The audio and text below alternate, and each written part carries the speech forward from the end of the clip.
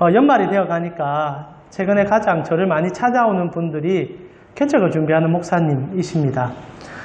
실제로 교회가 포화 상태고, 그리고 앞으로 청빙, 소위 말하는 이제 교회로, 이 기존에 있는 교회로 들어가는 길이 너무나 좁아지고 있는 상황이다 보니, 한국 교회가 목사들을 많이 배출을 했죠. 그러다 보니 이제 생계가 막막해지고, 차들 길이 없다 보니, 목사도 배운 짓이 목회라, 결국 개척을 결정하게 되더라고요.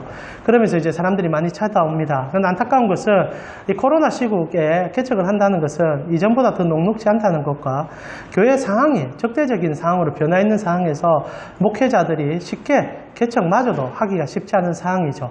그래서 찾아오는 목사님들과 특히 동기 목사들이 이제 개척을 많이 하는데요. 질문의 요지들을 많이 의논하다 보면 처음에는 건강한 목회, 본질에 대한 얘기들 하지만 결론은 거의 대부분이 같은 결론으로 마무리 짓습니다. 생계 문제. 어떻게 하면 먹고 살 수 있느냐 이 얘기를 하는 거죠. 그래서 최근에 이제 목회자들도 이중직에 대한 얘기들이 많이 나왔고, 사실 저희 교단 같은 경우는 법으로 이중직을 맡고 있습니다. 목사가 두 가지를 못해요. 그러나 그게 현실적이지 못하다 생각해서 개척을 해도 사람이 먹고 살아야 되니까 길을 좀 열어달라고 노회, 총회에 계속 건의하지만 아직은 요지부동입니다. 기득권자들은 진짜 밑바닥 인생 몰라요. 교회도 똑같아요. 가지고 계신 목사님들은 개척을 하는 저 젊은 세대의 목사들의 마음을 전혀 모릅니다. 그러니까 신경도 안 쓰고 먹고 사는 길이야 책임도 안 주죠. 신학교 보내놓고 노회에서 책임져 줄 것 하지만은 실제로 책임 안 지거든요. 그러니까 이제 현장에 떨어져서 이제 본인의 목회를 책임져야 되는 시점에 40대, 50대의 목사들이 괴로워하고 있습니다.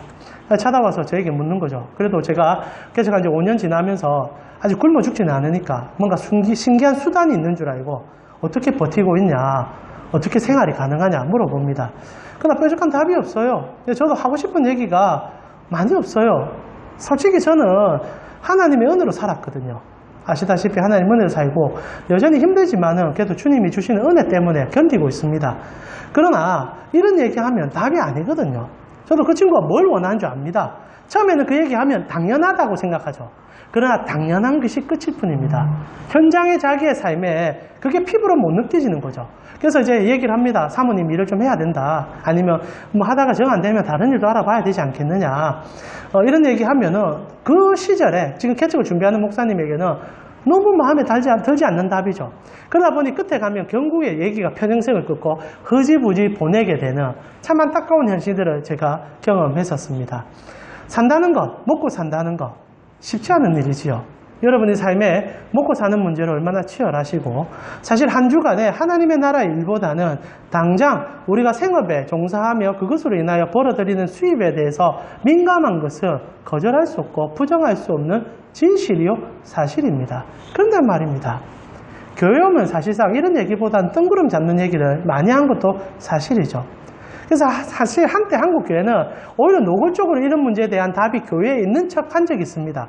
제가 들었던 부흥사들의 얘기 중에 하나, 아직도 인식이 남는 거는 예수 믿고 5년 안에 부자가 안 되면 예수 흠믿은 거다라고 떠드는 목사가 80년대, 90년대에 있었어요.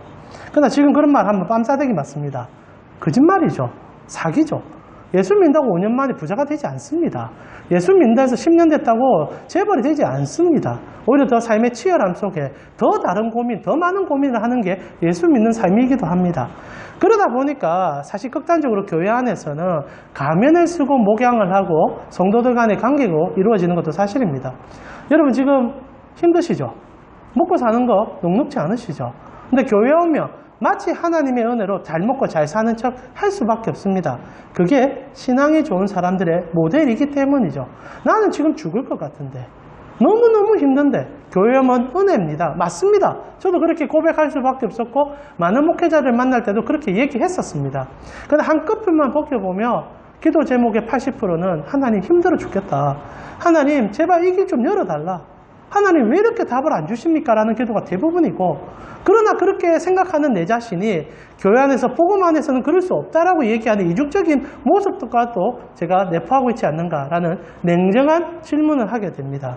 사랑하는 우리 가운데 성도님, 믿음으로 모든 일이 다 해결이 되던가요? 정말 예수 잘 믿으면 하늘에서 떡이 그냥 떨어지던가요? 그렇진 않습니다. 물론 하나님께서 숨이 넘어가지 않게는 해주셨어요. 지금 저를 보면. 그러나 여전히 고단하고 힘들고 먹고 사는 문제는 정말 고민되어지고 힘든 문제입니다. 근데 말입니다. 이 문제를 비단 우리만 고민하는 문제고 하늘에 계신 하나님은 걱정하지 않는 문제인가? 라고 질문할 때 그건 아닌 것 같아요. 오늘 저희는요. 척박한 삶에서 그 누구보다 먹는 문제로 고민하는 한 사람에게 하나님이 어찌 다가가심을 보면서 주님이 진짜 교회에 무엇을 원하고 계시는지를 냉철한 시선으로 한번 살펴보았으면 좋겠습니다. 오늘 우리가 함께 보는 본문의 내용은 노아가 방주 밖으로 드디어 나오는 얘기입니다. 저희가 석 달 가까이 방주 안에만 있었습니다. 그러면서 수많은 얘기들 나누다가 저번 달 마지막 주에 드디어 방주 밖으로 나가는 시발점을 보았지 않습니까? 사실 노아가 방주 밖으로 안 나가려고 뻗었습니다. 한 달 20일 동안. 그러나 하나님께서 등을 떠미셨죠. 나가야 된다. 당연하죠. 나가서 살아야지 어떻게 교회 안에만 있을 수 있겠습니까? 내보내셨습니다. 그러면서 십자가의 강렬한 은혜로 살 수 있음을 가르쳐주며 그에게 그 희생양의 은혜를 보여주며 그를 밖으로 밀어내셨죠. 그러나 밖으로 나간다 한들 노아의 삶에 변화가 있었을까 질문한다면 저는 아니라고 봅니다. 여전히 홍수 이후로 세상은 척박해져 있고 모든 것은 죽어 있고 당연히 지금 먹고 살 길은 막막한 것이 노아의 현실이었을 것입니다. 너무나 답답한 현실. 그러나 하나님께서 기적을 베풀어 주셔서 초목이 넘쳐나고 막 포도나무가 막 열려있으면 좋겠지만 시체가 절비한 황무한 세상 속에서 노아는 어떤 생각을 했을까? 이런 고민이 오늘 우리에게 첫 번째 던져지는 하나의 질문이 아닌가 싶습니다. 그런데 말입니다. 하나님께서 노아를 떠밀어서 내보내고 난 다음에 노아가 나아가서 제일 먼저 드린 게 제사였지 않습니까? 그만큼 답답했던 거예요. 그만큼 무서웠던 거예요. 그리고 하나님께서 이제 고기에 그 향기를 흠양하시고 난 다음에 하나님이 하시는 얘기. 그것이 오늘 우리에게는 너무나 중요한 얘기가 아닌가 싶습니다. 하나님께서 이렇게 얘기를 하세요. 9장 1절에 우리 같이 한번 읽어볼까요? 하나님이 노아에게 세상 속에 첫 발을 내딛고 척박한 세상에서 살아가기를 바라는 그 마음 가운데 던진 첫 마디입니다. 우리 같이 읽겠습니다. 9장 1절입니다. 같이 읽겠습니다. 하나님이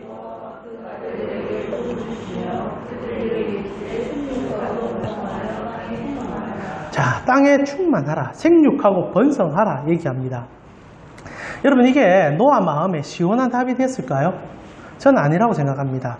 물론 이 얘기가 나올 수밖에 없는 이유는 이 얘기는 하나님께서 사람을 처음 지으시고 그 사람과 했던 약속이기 때문입니다. 아담을 처음 만드시고 하나님이 명령을 하나 주시는데 창세기 1장 28절을 보니까 하나님이 그들에게 복을 주시며 이제 아담과 하와죠. 하나님이 그들에게 이르시되 생육하고 번성하여 땅에 충만해라. 땅을 정복하라. 바다의 물고기와 하늘의 새와 땅에 움직이는 모든 생물을 다스리라라고 명령을 하셨습니다.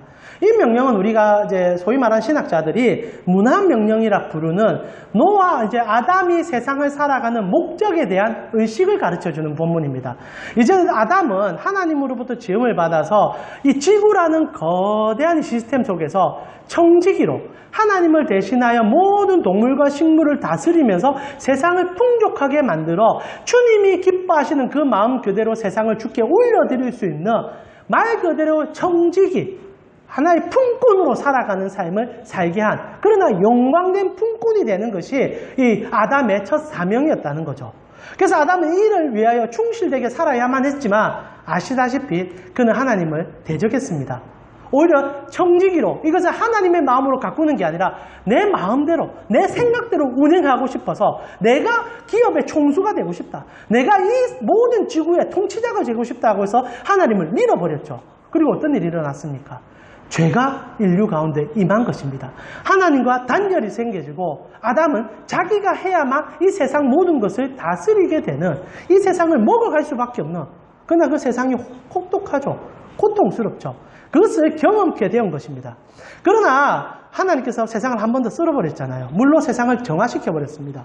그리고 이제 세상을 향해 나아가는 노아에게 첫 명령은 가서 아담과 똑같은 일을 해라, 이 말이라는 거죠. 너는 이제 아담이 받았던 그 명령, 문화 명령이라 부르는 그 명령을 통하여 너는 또다시 아담은 실패했지만 너는 제2의 아담으로서 세상을 나에게 온전함으로 다시 한번 회복시켜보자 라고 얘기하는 본문같이 느껴집니다. 그렇다면 아마 노아는 세상 밖으로 나아가 소명의 일꾼이 되어 하나님의 뜻을 실천해야만 하는 사람이 된다는 얘기겠죠. 그런데 말입니다. 이렇게 해석하면 마음이 이상해요. 당장 먹을 게 하나도 없는데, 당장 세상을 경작해서 먹고 살기도 바쁜데, 이런 얘기가 답이 됩니까? 사실 교회가 얼마나 답답한 단체인지 저는 이런 말의 해석에 대해서 달려있다 생각해요. 성도들이 세상에 살다가 교회에 왔는데, 교회는 주구장창 컷잡을 수 있는 비전을 계속 얘기합니다. 전도 많이 해야 된다. 교회를 성장시켜야 된다. 하나님의 영광을 여러분 삶에 보여야 한다. 그러면서 그것으로 여러분을 판단시키고, 나는 지금 죽겠는데, 우리 회사 부도 날 것 같은데, 내 사업체가 지금 간당간당한데, 맨날 전도해라, 지금 성경 많이 읽어라, 그리고 이런 일 해라. 그 얘기가 마음에 와 닿겠습니까? 그것도 기분 좋을 때, 그것도 막 내 삶이 잘 될 때야 귀에 들어오지. 먹고 살기가 갑박하고 지금 막 간당간당한 목숨 가운데 있는데 그런 말을 하는 하나님이나 교회가 이해가 됩니까? 저는 노아가 이 말을 들었을 때 굉장히 불편했을 거라는 생각이 듭니다. 그런데 말입니다. 정말 재밌는 게 뭔지 아십니까? 분명 아담에게는 문화명령어를 주신 게 맞습니다. 너는 이제 나의 청지기로서 세상을 나와 함께 가꾸어야 되는 인물이다라고 가르쳐 준 것은 사실이지만 노아에게 한 말은 그 결이 좀 다르다는 거죠. 실제로 노아에게는 그런 의도로 얘기하신 것은 아닌 것 같습니다. 왜냐하면 그 뒤에 나오는 구절들을 조합해보면 이 내용 자체가 너무 달라지기 때문이죠. 저희 다시 한번 볼까요? 9장 1절에서 3절까지 보면 주제를 분명하게 잡으셔야 합니다. 이건 하나님께서 노아에게 사명을 주는 장면이 아니에요. 또 다른 무언가의 목적의식을 가지고 노아에게 강렬한 메시지 하나를 전달하고 있음을 발견할 필요가 있습니다. 제가 한번 읽어드리겠습니다. 여러분 귀로 들으시면서 하나님의 마음을 다시 한번 분석해 보십시오. 하나님이 노아와 그 아들들에게 복을 주시며 그들에게 이르시되 생육하고 번성하여 땅에 충만하라. 여기까지는 아담에게 했던 얘기의 반복 같습니다. 그러나 2절에 땅의 모든 짐승과 공중의 모든 새와 땅에 기는 모든 것과 바다의 모든 물고기가, 여기까지 문제없어요. 아담에게 한 얘기가 동일합니다. 이제부터 달라집니다. 너희를 두려워하며 너희를 무서워하리니 이것들은 너희의 손에 붙였다. 달라졌어요. 아담에게는 다스려라, 경작해라, 동력해라, 하나님의 뜻하심을 세상에 드러내라, 이게 핵심이었는데 이제는 뭔가 본질의 변화가 일어납니다. 이제 세상이 너를 두려워할 거야. 물고기, 짐승 너를 보면서 무서움이 들 거야. 다른 거예요. 그러면서 왜 무서워하는지의 얘기가 너무너무 우리의 마음을 찢어놓는 하나님의 마음으로 드러난다는 거예요. 우리 3절을 같이 읽어보았으면 좋겠습니다. 같이 읽겠습니다. 모든 산동물은 너희에게 먹을 것이 될지라 채소같이 내가 이것을 다 너희에게 주노라. 생육하고 번성하여 땅에 충만하는 명령이신데 더 중요한 것은 먹고 사는 문제 속에서 번성해라 얘기하는 겁니다. 하나님의 얘기는 단순히 거창한 사명을 주는 것이 아니라 지금 노아가 이 척박한 세상 속에서 무엇이든지 먹을 수 있게 함을 통하여 생존적 명령을 내려준다는 거예요. 그래서 제가 의역을 좀 해봤습니다. 하나님의 마음을 좀 대변해서 본질을 찾아서 이렇게 해석하는 게 옳지 않을까 생각해봤어요. 한번 들어보십시오. 땅에 나가서 생육하고 번성해야 하는데 문제는 홍수로 인해 당장 먹을 것도 없고 빈곤한 삶의 현장이 펼쳐질 거야. 그래서 어쩔 수가 없지만 넌 이전에 먹지도 않았던, 쳐다보지도 않았던 고기라도 이제 먹어야만 한다. 그러기 위해서 내가 모든 짐승들에게 공포감을 심어주리니 너는 그들을 잡아서 먹어라. 먹어서 어떻게 하든 생존하고 다시 살아남아서 땅의 충만함을 유지해야 된다. 진짜 살아남아야 된다. 어떻게 하든 살아남아라. 어떻게 하든 먹고 살아남아라. 이게 오늘 본문의 핵심이라는 거예요. 사명은 없습니다. 생존 명령이에요. 짐승을 잡아서라도, 노아 시절 이전에는 짐승을 먹지 않은 것 같아요. 왜냐하면 먹지 않아도 풍족했으니까. 그러나 이제는 그 잔혹할지로, 여러분 짐승 잡는 일은 우리가 보지 않아서 마음껏 먹을 수 있지만 현장에 있으면 그 손 떨리는 일 아닙니까? 생명을 처단하는 일입니다. 짐승의 비명소리를 듣는 일입니다. 식물들이야 말이 없지만 짐승들은 고통스러운 비명을 지릅니다. 그런데 노아에게 얘기하는 거예요. 천지를 창조하시며 동식물을 사랑하는 하나님이 인간 하나 살리려고 이제 말을 완전히 바꿔버린 거예요. 아담에게는 공존해라, 생존해라 했는데 이제는 말이 다른 거예요. 죽여라, 먹어라, 그리고 살아남아라. 처절할 정도의 생명 본질에 대한 명령을 이 노아에게 주고 있다는 겁니다. 저는 이 말이 우리 민족에게 너무나 익숙한 말이라고 생각해요. 한국 사람들 길 가다가 지금은 이제 젊은 사람들은 그런 인사 잘 안 하지만 제 시대까지만 해도 어떤 인사합니까? 밥 먹으셨습니까? 아침 드셨나요? 점심 드셨습니까? 저녁 드셨습니까? 우리나라 사람들은 대부분 먹는 걸로 인사를 많이 합니다. 그럴 수밖에 없는 게 아시다시피 우리나라는 조선 말기부터 근현대사를 지나오면서 배불리 먹은 적이 몇십 년도 안 됩니다. 지금 30년 넘어 아마 90년도 이후로 70년대 이후로 아마 좀 먹기 살기 좋아졌고 90년도 이후로 정말 풍성하게 먹기 시작했잖아요. 그러니까 적어도 우리가 지금 살아가는 세대 가운데는 적어도 60 이상의 윗세대들은 보릿고개는 경험하진 않으셨겠지만 힘든 세계를 경험했고 70년대 80살 되시는 어른들은 보릿고개 자체도 경험하신 분이 여전히 남아 계십니다. 그런 분에게 있어서는 먹는 것이 굉장히 중요했죠. 실제로 우리가 구한말에 일제히 침략으로 인해서 먹고 사는 것이 힘들어졌고 그리고 어째 해방이 된 다음에 6.25를 거치면서 풀뿌리 하나 건지기 쉽지 않은 세월을 지나면서 우리의 본연적인 인사 밥은 먹고 다니냐? 밥은 먹고 다니냐? 이 얘기를 우리는 너무나 자주 들었고 할 수밖에 없는 현상이었다는 겁니다. 그러나 지금 우리 그런 인사 안 하죠. 우리 그런 인사 잘 안 합니다. 왜? 잘 먹고 잘 사니까. 하나님께서 지금 노아에게 하는 얘기가 이거예요. 딱 방주에 나가는데 너 먹고는 당해야 된다. 너는 진짜 먹고는 당해야 돼. 이제 결코 쉽지 않을 거야. 그래서 내가 동식물을 어떻게 하든 너에게 순종적으로 만들어 줄 테니까 너 최대한 먹고는 다녀야 돼. 밥은 먹어야 돼. 이게 하나님께서 노아를 세상에 보내는 마음의 본심이었다는 겁니다. 저는 이것이 어떻게 보면 하나님께서 오늘날 우리에게 외치는 하나의 음성과도 같다고 생각합니다. 하나님께서는 그의 백성들을 바라보시면서 거대한 사명과 그리고 하나님의 나라의 성취 이전에 가장 관심 가지고 주의 깊게 보는 건 성도가 밥은 먹고 다니는지 성도가 잠은 자고 있는지 그거 파악하고 계시다는 사실 여러분 생각해 보신 적이 있습니까? 실제로 우리가 교회에 오면 그런 하나님을 잘 못 만나는 것 같아요. 언제나 교회는 전도와 성장과 부흥만을 목표로 선포합니다. 그런데 하나님은 그런 얘기 안 한다는 거예요. 하나님이 실제로 여러분이 오늘 이 자리에 앉아 계실 때 제 첫 마디는 너 이번 주에 밥은 좀 먹고 왔나? 너 잠은 제대로 자나? 너 그래서 어떻게 사노? 그래 하지 마라. 내가 어떻게 하든 지켜줄 테니까 잠은 자라. 그리고 밥은 먹어라. 그게 내가 진짜 제일 원하는 거다. 라고 얘기하는 게 오늘 노아를 향한 하나님의 음성이라는 거예요. 지금 하나님은 노아를 응원하고 있는 겁니다. 어떻게 하든 살아남기를 바라고 어떻게 하든 견뎌나가기를 힘있게 응원하고 있는 거예요. 물론 우리는 이렇게 생각할 수 있습니다. 그럼 하나님 하늘을 열으시고 부어주시면 되죠. 하나님 곳간에 창고를 여셔서 먹여주면 되죠. 하나님 때로는 그리 하십니다. 그러나 더 중요한 것은 이 척박한 세상에서 하나님이 원하시는 세상을 이루어가는 것은 그런 기적의 역할이 아니에요. 생존을 통하여 하나님의 영광을 드러내는 그것이 더 큰 사명이 된다는 거죠. 그래서 성도는요 1차적으로 이 땅에서 살아남으셔야 돼요. 이 척박하고 경쟁사에 치열한 이 약육강식 사이에서 하나님 신뢰하고 먹고 살아남으시고 온전하게 주무실 수 있어야 한다는 거예요. 저는 그래서 교회가 이런 일에 조금 더 신경을 써줬으면 참 좋겠다 생각이 많이 듭니다. 저는 여러분이 처음 교회 왔을 때 전도했냐, 여러분 이번 한 주간 어떻게 살았냐 보다 저도 잘 못했던 부분이지만 이번 한 주 좀 밥은 드셨습니까?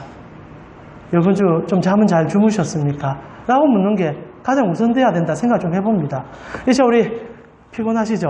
양옆으로 한번 보시면서 아침은 드시고 오셨습니까? 한번 물어보시겠습니까? 거의 대부분 못 드시고 오셨을 겁니다.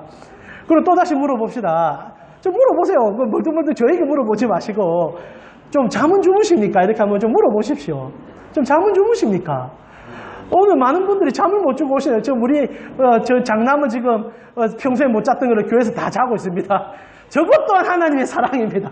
때로는 피곤하면 주무셔도 괜찮아요. 이게 또 복일 수 있습니다. 교회 와서 푹 주무시고 그러다가 또 말씀이 귀에 들어오면 눈 번쩍 뜨시고 쳐다보시고 그러시면 안 되겠습니까? 하나님께서는 성도가 밥 먹는 것에서 굉장히 민감하시죠. 그래서 이스라엘 백성들이 광야에 처음 나아갔을 때 제일 먼저 준 게 뭡니까? 만나예요. 만나. 먹고 살아라 이거죠. 예수님께서 광야에서 그의 백성들을 가르칠 때 무엇을 보여주셨습니까? 오병이요. 먹고 살아라는 거죠. 하나님 성도의 먹고 사는 것에 대해서 치대한 관심 갖고 있습니다.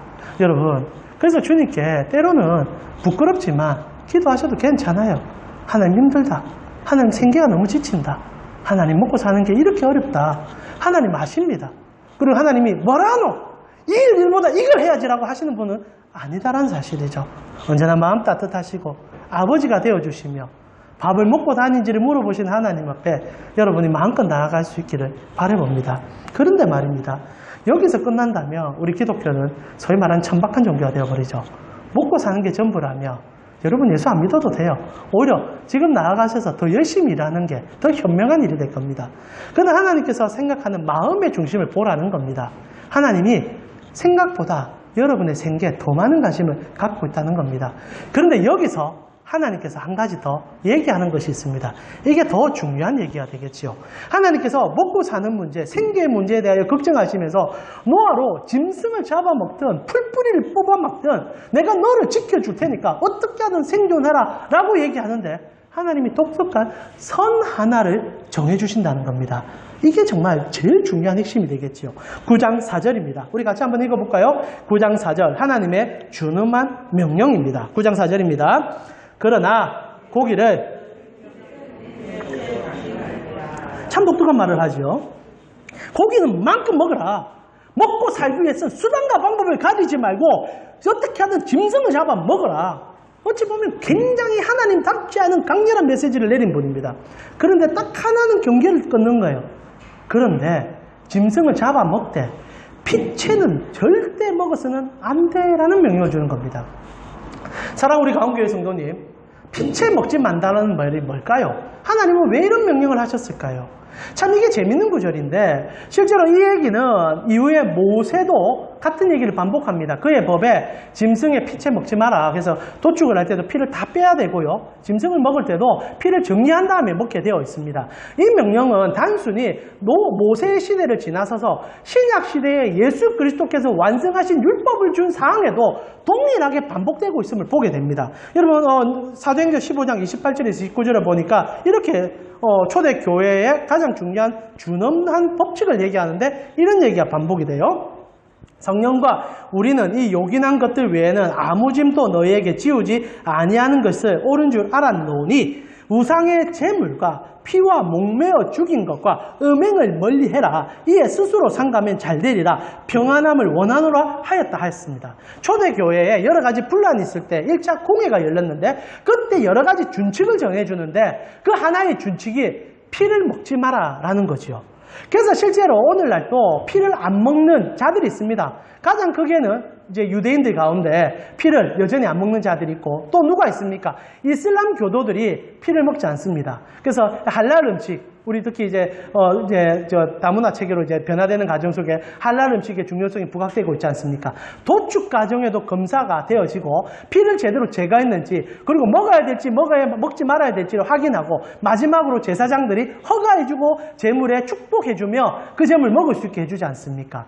하나님께서 짐승을 다 먹어도 되는데 피는 먹지 마란 말을 통하여서 마치 우리로 선지국 못 먹게 만드는 명령처럼 느끼는 오늘 본문이 시작됐다는 겁니다. 그러나 여러분 잘 아시죠? 선지국 먹어도 됩니다. 피 먹어도 돼요. 그런데 하나님께서 왜 모든 짐승을 다 잡아먹게 해주고도 이때는 부정한 짐승도 포함된 것 같아요. 모든 짐승이라 하셨으니까 어떤 것이든 다 먹어도 되는데 딱 하나 피는 먹지 마라고 했던 이런 질문이죠. 여러분 상식적으로 이게 조금 불편합니다. 왜냐하면 피라는 것은 고단백 칼로리가 들어있는 음식이기 때문이죠. 만약 하나님께서 생존을 중요시 여겨서 노아에게 짐승을 먹으라고 얘기했다면 피에 대한 얘기를 아예 안 하시는 게 더 좋습니다. 나중에 율법으로 막는다 하더라도 노아에게 그 얘기를 안 해주는 게 생존에는 더 도움이 될 거예요. 피를 잘 받아서 응고시켜서 수많은 음식 재료로 쓸 수 있잖아요. 순대도 만들 수 있고 소시지도 만들 수 있고 선지국도 담을 수 있습니다. 그게 얼마나 먹고 살기 힘들 때 도움이 많이 되는데요. 짐승의 몸에 피가 얼마나 많은 양을 담고 있는데 그걸 다 땅에 버려야 된단 말입니까? 이거는 비효율적이고 비효용가치적인 얘기라는 겁니다. 그러나 하나님께서는 피 먹지 말라라고 얘기하는 거예요. 마치 짐승의 3분의 1은 버려라는 얘기와 똑같은 얘기를 생존을 원하시는 하나님이 해주고 있다는 겁니다. 자, 이렇게 생각하니까 이게 좀 이상해지는 거죠. 근데 말입니까? 하나님께서 이 피로 인하여 우리에게 전달하는 강렬한 메시지가 들어있다는 거예요. 단순히 선지국 먹지 마라. 피는 중요하니까 먹지 마라 이런 얘기가 아니라 이 피를 통하여 하나님께서 전달하고 싶은 메시지, 상징적 이미지가 있었다는 거예요. 실제로 오늘 본문을 보면 그 상징적 이미지를 살려냅니다. 4절에도 우리가 방금 읽었지만은 피와 생명이 연관이 되어 있어요. 이것을 하나님께서 이미지화 시킨다는 겁니다. 그리고 5절에는 이 얘기를 더 강렬하게 전달해 준다는 거죠. 5절 제가 읽어드릴게요. 내가 반드시 너희의 피, 곧 너희의 생명의 피를 찾으리니 짐승이면 그 짐승에게서 사람이나 사람의 형제며 그에게서 그의 생명을 찾겠다. 자, 피를 먹지 말라 했는데 그 다음에는 비약적으로 그 피를 만약에 흘리고 먹게 되면 내가 생명을 찾아가겠다. 자, 여러분 진짜 피 먹지 말라는 얘기입니까? 아니죠. 하나님 지금 라인을 끈 거예요. 무엇이든지 먹고 살아서 생존해야 되지만은 하나는 건들지 마라. 생명은 건들지 마라. 이게 말이 이상해요. 지금 짐승을 죽여야 먹을 수 있잖아요. 그런데 짐승의 생명을 건들지 마라는 거거든요. 모순의 모순입니다. 근데 무슨 얘기입니까? 정도는 넘지 마라 얘기예요. 하나님 선 끈 거예요. 짐승은 잡아먹되 짐승 가지고 장난치지 마라. 희롱하지 마라. 이것을 더 확장시켜서 사람에게도 적용시키는 겁니다. 사람을 대할 때 생명과 연관되는 문제에서 정도는 지켜라. 먹고 사는 문제가 중요하다. 어떻게 하든 살아남는 것도 중요하다. 그런데 생명을 손대지 마. 사람을 우습게 여기지 마. 짐승을 먹되 짐승을 우습게 여기지 마. 오히려 고맙고 감사함으로 먹어. 이것이 하나님께서 하나의 라인을 꺼셨다는 거예요.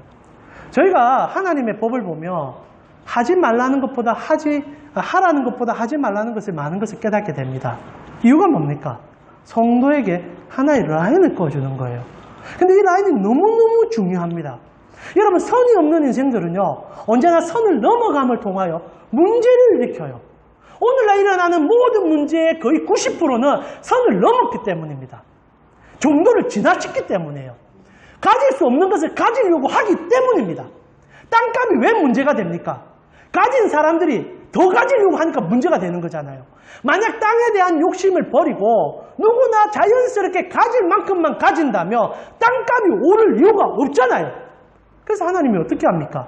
이스라엘 백성들이 땅을 차지하고 들어갔을 때 명령하시는 거예요. 땅은 내 거니까 소유나 분배는 내가 정해줄게. 정도를 꺼버렸어요. 이스라엘은 그 뒤로 부동산 투기가 단 한 번도 없었습니다. 물론 나중에 왕정시대에 넘어가서 이것이 다 무너지니까 나중에 투기꾼들이 생기고 피를 흘리고 왕이 생기고 다툼이 생기는데 처음에 땅에 라인이 끊어져서 내가 충분히 먹고 살 만한 땅을 허락해 주는 거예요. 하나님이 개인들마다 1000평씩 허락해 준 거예요. 여러분, 그러면 농사 지어도 되고 집 지어도 되고 문제 안 생깁니다. 그런데 한 사람이 수억 평을 가지고 나머지가 10평들을 가지니까 문제가 된 거잖아요. 라인이 없는 세상들은 언제나 지옥과 고통을 임합니다. 하나님 오늘 하나의 경계선을 꺼줘요. 절대 손대지 마라. 이거를 넘어가서는 안 된다. 그러면 예수님도 똑같았습니다. 네가 아무리 채무 상황에 들어가서 누군가의 빚을 받아내는 상황에도 그 사람의 겉옷은 손대지 마. 생명은 손대지 마. 그 사람 살아야 돼. 그 사람 살아가야 돼. 밤에 추위를 덮어줄 그 마지막 이불을 네가 훔쳐가면 내가 너를 찾아가 죽여버릴 거야. 이게 오늘 하나님의 준엄하신 명령이라는 겁니다. 저희가 어저께 저녁 묵상으로 이 성경계에 대한 얘기들을 참 나누었습니다. 혹시나 듣지 못하셨다면 집에 가셔서 어제 저녁 묵상 한번 들어보시면 좋겠어요. 오늘 이 하나님의 피를 먹지 말라는 얘기는 1차적으로는 하나님의 경계가 주어지는 세상을 살아달라는 부탁이라는 겁니다. 사랑 우리 가운데 성도님, 신앙은 언제나 분명한 한계성을 정하는 것부터 시작합니다. 그러나 이 신앙의 한계성이 주일 성수 잘하느냐, 내가 술 담배 안 하느냐, 이런 유치한 경계선이 아니라 하나님의 본질에 대한 경계선을 잡고 살아라는 거예요. 넘지 마셔야 합니다. 누군가를 대할 때도 생명과 연관되는 문제 속에서는 언제나 한 발짝 뒤로 물러나셔야 합니다. 이게 성도가 살아가는 삶의 마지막 준칙이에요.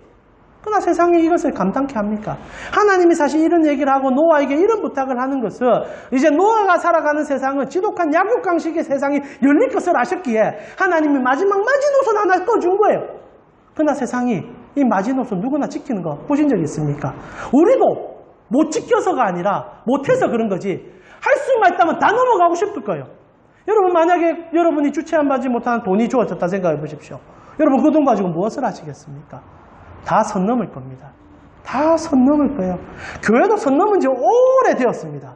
제가 신학교 가서 제일 먼저 발견한 게 뭔지 압니까? 목사들이 선 잡고 있다는 것을 발견했습니다. 재밌어요, 목사님들. 제가 신학교 1, 2, 3학년 되면서 느낀 게 목양의 현실에는 하나님의 경계선이 없어요. 어떻게 하든 좋은 선, 더 높은 선을 붙잡기 위하여 발부둥치는 약국강식의 목사님들이 많으셨습니다. 어떻게 보면 오늘날 우리가 소위 말하는 삼성과 LG를 가고 싶어하는 목사들도 수영로, 사랑의 교회, 명성교회, 소위 말하는 10,000명이 넘는 대형교회 어떻게 하든 줄을 대고 싶어합니다. 거기 가려고 이력서 넣고 자기 스펙 쌓고요. 거기에 후임되기 위해서 최선을 다합니다. 그러나 세상과 똑같이 그렇게 할 수 있는 사람들은 상위 1%도 안 돼요. 그러면 나머지 분들은 뭘 하느냐? 2차, 3차 교회들을 찾아가며 어떻게 하든 물론 사람이 먹고 사는 문제가 중요하기에 큰 교회가 생활을 책임져 주니 거기에 들어가는 건 맞습니다. 그러나 어느 순간부터 소명과 사명은 사라지고 선만 남아버린 것이고 선 위에 서려고 하는 목사들이 너무 많아졌다는 거예요. 목사도 이래 할지언데 사랑하는 우리 성도님들, 선 안 넘는 게 쉽겠습니까? 선 안 넘고 사는 게 좀 쉬워질까요? 하나님 그리고 그를 모르셨을까요? 오늘 노아에게 그 얘기 하시면서 노아가 선을 안 넘어갈 것을 아셨을까요? 사실 그래서 하나님이 경고하십니다. 어떤 경고를 하십니까? 9장 6절이죠. 하나님의 경고를 한번 들어보십시오. 다른 사람의 피를 흘리며 그 사람의 피도 흘릴 것이니 이는 하나님이 자기 형상대로 사람을 지었다. 자, 내가 너를 사랑하고 너도 존귀하듯 너의 이웃도 존귀하다. 그래서 네가 만약에 정도를 넘어가고 선을 넘어가서 그 사람에게 해악을 끼치며 내가 복수해 주겠다. 여러분 이게 위로가 됩니까? 중요한 얘기를 한번 해봅시다. 이 말이 위로가 된다면 우리 걱정할 게 없어요. 하나님 진짜 복수하십니까? 하나님께서 진짜 피 흘린 자들에 대해서 보복하십니까? 아니요. 그렇다면 이 세상에 지금 피바람 나야 됩니다. 하늘에서 번개가 떨어지고 욕심부리고 잘못하고 사람을 죽인 자들에게는 하나님의 중요한 심판이 임해야 합니다. 그럼 우리는 이제 마음의 위안 삼아 이런 얘기도 하셨습니다. 이 땅에서는 심판이 이루어지진 않지만 사람이 죽고 나면 그의 심판이 임할 것이다. 마지막 심판을 얘기할 수도 있습니다. 물론 그것도 맞는 얘기입니다. 그러나 노아에게 이런 얘기하는 것은 사실상 사상 누각이죠. 모래 위에 집과 같은 얘기입니다. 아무 도움이 안 되고 아무 위로도 안 되고 아무 힘도 안 됩니다. 이런 말로는 사람의 욕심을 제어할 힘이 되어지지 않는다는 겁니다. 그런데 하나님께서 왜 이런 얘기까지 하시는 걸까요? 왜 하나님께서는 먹고 사는 문제를 중요시 여기시면서 그러나 종도를 끄어주면서 그 종도를 지키는 방향으로 내가 복수할 거니까 너희 정신 차려라는 얘기를 답처럼 준다는 거죠. 이 대항 없는, 이 답 없는 답을 왜 하나님은 준엄한 명령처럼 주고 있냐는 얘기입니다. 근데 여기에 진짜 인생 살아가는 답이 다 들어있다는 것이요.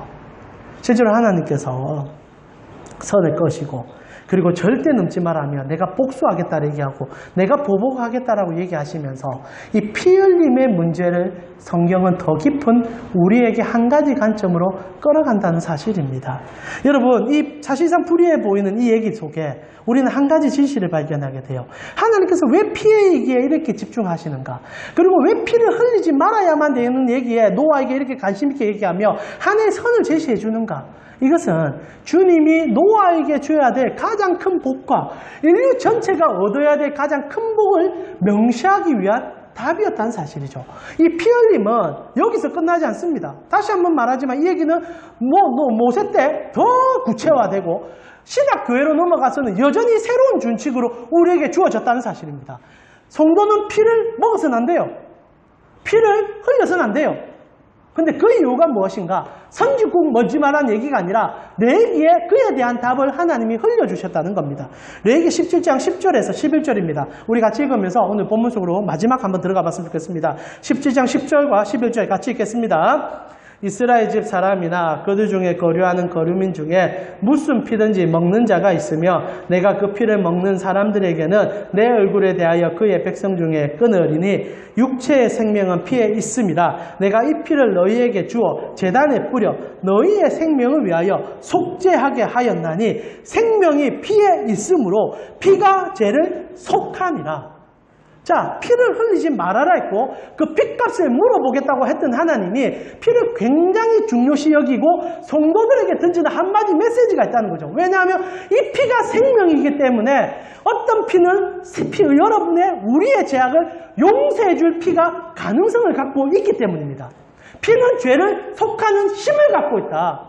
다른 말로 표현은 여러분 지금 창세기 9장 7절에 피는 피로 갚겠다는 얘기, 이게 복수의 얘기가 아니었다는 얘기예요.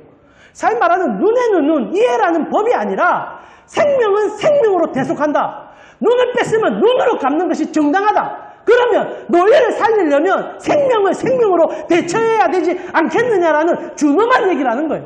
피를 먹지 마라. 왜? 누군가가 우리 대신 피를 흘릴 거니까. 선지 먹지 마라는 게 아니에요. 중요한 가치의 피를 인식하라는 얘기입니다. 피가 어떤 가치임을 기억하라는 거예요. 그리고 우리는 이 얘기의 결론을 압니다. 뭡니까? 예수 그리스도. 우리 대신 피 흘려 죽어주신 하나님의 어린 양. 오늘 노아에게 하는 얘기는 예수 보라 이 얘기예요. 정도를 지켜라. 먹고 살아라. 너무나 중요하다. 그런데 말이다. 노아야 꼭 기억해라. 이 모든 것이 예수 그리스도가 없으시면 너희의 삶은 짐승과 다를 바가 없어진다. 너희의 삶의 가장 우선순위는 예수 바라보고 예수로 살고 그 피의 희생을 기억하고 살 때 정도를 지키게 되고 선을 지킬 수 있게 된다. 이 말입니다. 여러분 사람이 욕심 언제 버린 줄 압니까? 절대 못 버려요. 사람이 이 죄를 버릴 수 있다 생각하는 생각 자체가 거짓말입니다. 아무리 세상의 종교가 여러분의 도행과 노력이 사람의 욕심을 버릴 수 있다고요? 아니요. 스님들도 욕심이 많아요. 스님들의 욕심이 뭔지 아십니까? 자기 수양의 욕심들이 있어요. 진짜 스님들은요. 부처가 되고 싶은 욕심에 눈이 멀어서 세상사 다 내팽개치고 자기 가족도 다 잘라버리고 오로지 벽만 쳐다보는 욕심을 부려요. 그러나 우리는 이것을 욕심으로 인지 못하죠. 왜냐하면 원초적인 욕심이 아니니까. 세상은요. 욕심으로 굴러가고요. 세상은 욕심의 힘으로 살아가요. 인간에게 욕심을 빼버리면 의욕 자체가 사라집니다. 그런데 하나님께서 그 욕심을 부정하지 않는 것이 오늘 본문의 핵심이에요. 먹고 살아라. 짐승을 잡아서라도 먹어라. 그러나 기억해라. 그것이 너희 삶에 유익이 되기 위해서라면 누군가가 너희 대신 죽어준 사랑의 힘이 있어야만 가능하다. 내가 의가되고 내가 노력하면 내가 그 노력의 성취를 먹겠다며 인간은 욕심으로 남을 밟게 되고 남을 짓밟을 수 있다는 거예요. 그러나 하나님께서 우리 대신 죽어주심을 통하여 이 정도의 선을 사랑으로 꺼주셨다는 게 성경의 핵심입니다. 피를 먹지 마라. 선지 먹지 마라가 아니라 예수의 사랑으로 나의 인생의 선을 꺼라. 그러면 더 이상 성경 성도는 고민할 게 없어져요. 여러분 율법을 지키냐 안 하냐 그 중요하지 않아요. 여러분 속에 예수의 심장만 뛰고 있으면 그게 법이 됩니다. 예수를 사랑하는데 어떻게 이웃에게 간을 들이댑니까? 그리스도가 내를 위해서 죽어주셨는데 내가 어떻게 탐욕을 더 이상 부립니까? 물론 먹고 살기 위해서 최선을 다해야 됩니다. 돈 노력하셔야 됩니다. 그러나 선은 절대 못 넘어요. 왜? 그 선을 주님께서 죽음으로 대신하여 주셨으니까. 오늘 노아에게 하는 얘기는 예수 십자가를 우리 심장에 꽂아주는 얘기였다는 겁니다. 척박한 세상, 약육강식의 세상, 피를 흘리고 피를 빼앗아야 되는 세상에 유일하게 생명을 지키고 선한 의지를 가지시는 방법은 너희 속에 있는 것이 아니라 흘린 피 속에 있다. 예수의 피 속에 있다. 사랑 우리 가운데 성도님, 이 준엄한 법칙을 잊으셨으면 안 된다는 겁니다. 말씀을 마무리하면서요. 결국 예수 쳐다보는 사람이 사는 거예요. 오늘날 교회들이 왜 자꾸 선을 넘어가는 줄 아십니까? 왜 성도들이 자꾸 선을 넘는 줄 아십니까? 언제나 결론은 같은 얘기죠. 우리 속에 예수가 사라졌기 때문입니다. 오늘 본문은 우리에게 두 가지 큰 가르침을 줍니다. 첫 번째, 하나님은 여러분의 삶의 생계에 관심을 두고 계시다는 그 준엄한 얘기를 잊지 말아 주십시오. 하나님 여러분 걱정 많이 하세요.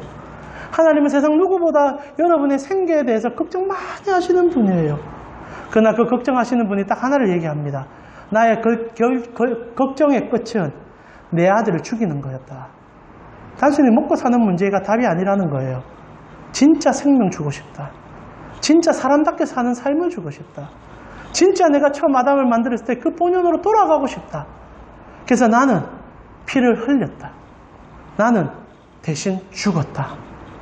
그리고 너에게 얘기한다. 밥은 먹고 다니냐? 잠은 자고 다니냐? 그리고 성도들은 대답합니다. 예, 예수님 때문에 밥을 먹고요. 예수님 때문에 잠은 잡니다. 이 하나의 합일이 성도가 가슴 뛰는 세상을 연다는 거예요. 주님 거창한 거 요구하지 않습니다. 내 아들 기억하라 얘기하고 우리는 그 아들 기억합니다라고 얘기하는 그 사랑을 원하고 계시다는 겁니다. 오늘 많은 우리의 삶이 예수 그리스도를 빼고 인지되어지고 세상을 해석하려고 하는 것 같습니다. 그래서 더 힘들어요. 더 지치는 것 같아요. 사랑 우리 가운데 성도 이번 한 주 여러분의 삶에 예수가 선이 되어 그분과 손잡아서 그분으로 나아가심을 통하여 진짜 하나님의 마음이 여러분의 직장과 가정과 생각 터전에 가득하기를 기도합니다. 이제 우리